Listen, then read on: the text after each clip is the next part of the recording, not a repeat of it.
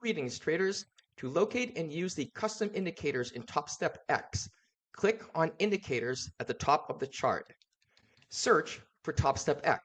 Click on the indicator you wish to add to your chart. Click on the star to add to your favorites, which will bring it to the top of the list. The TopstepX SSL Hybrid Indicator is a combination of two moving averages. One is calculated at the candle highs, and the other at the candle lows. SSL stands for Semaphore Signal Level. Semaphore indicators are typically built upon a dynamic zigzag algorithm. To customize, mouse over the indicator name and click on the settings icon. Under the Inputs section, the length specifies the number of previous candles to use to calculate the moving average type that is selected in the MA type list.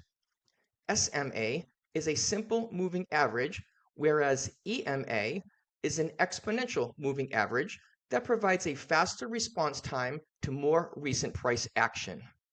Under the Styles section, you can choose the line color, the line style, and the line type